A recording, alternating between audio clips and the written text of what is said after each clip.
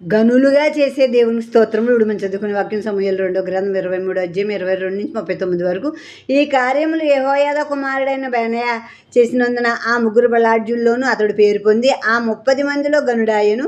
ఆయనను మొదటి ముగ్గురులో సమానుడు కాకపోయిను. దావీదు ఇతన్ని తన సభికుల్లో ఒకనిగా నియమించెను. ఆ 30 మంది ఎవరనగా యావాబు సహోదరుడైన అషహయేలు, బెత్లెహేమీయుడగు దోదే కుమారుడగు ఎల్హానాను, హరోదీయుడైన షమ్మా, హరోదీయుడైన ఏలీకా, పత్తీయుడైన ఎలెస్సు, తెకోవీయుడగు ఇక్కేషు కుమారుడైన ఎరా, అనాతోతీయుడైన అబీయెజరు, హోషాతీయుడైన మెబున్నాయి, అహోహీయుడైన సల్మోను, నెటోపాతీయుడైన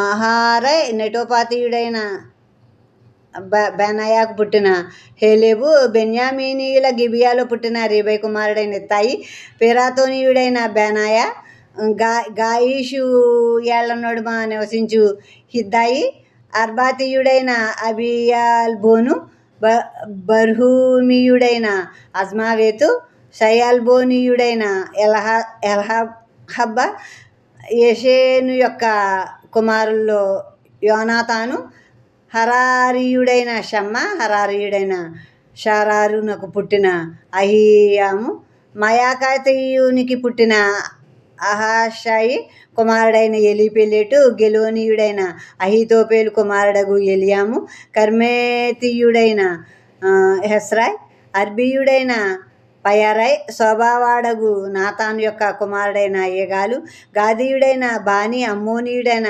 జెలెకు, బెరోతీయుడైన నహరై, ఇతడు సెరుయా కుమారుడగు యావాబు యొక్క ఆయుధములను మోయివాడై ఉండెను. ఇత్రీయుడైన ఎరా, ఇత్రీయుడైన గారేబు, ఇత్తీయుడైన ఉరియా, వారందరూ 37.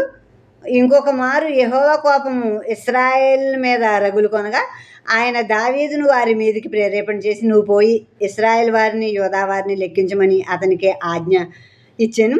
అందుకు రాజు తన యొద్దనున్న సైన్యాధిపతి అయిన యావాబును పిలిచి, జనసంఖ్య ఎంతైనది నాకు తెలియగలందులకై దాను మొదలుకుని బెర్షెబా వరకు ఇశ్రాయేల్ గోత్రంలో నీవు సంచారం చేసి వారిని లెక్కించమని ఆజ్ఞేయగా. ఇక్కడ బెనాయా అనే అతను కూడా బహుశూరుడు. దావీదు దగ్గర ఉన్న 30 మంది శూరులు, ఇతను ఒక అతను. 3 అసలైన శూరులు. ఇతడు ఒక సింహాన్ని చంపేశాడు. మళ్ళీ ఒక బలవంతుడు ఒక యుద్ధాయుధములతో బాళ్యంతో వస్తున్న అతని మీదకి దుడ్డుకారతో వెళ్ళి అతన్ని చంపి ఆ బళ్ళను లాక్కుని అతన్ని చంపాడు. వీళ్ళందరూ ముఖ్యమైన వాళ్ళందరి పేర్లు ఇక్కడ రాసి ఉన్నాయి. ఇప్పుడు దాకా చదివాను. మళ్ళీ ఇశ్రాయేల్ మీద దేవుడికి కోపం వచ్చింది.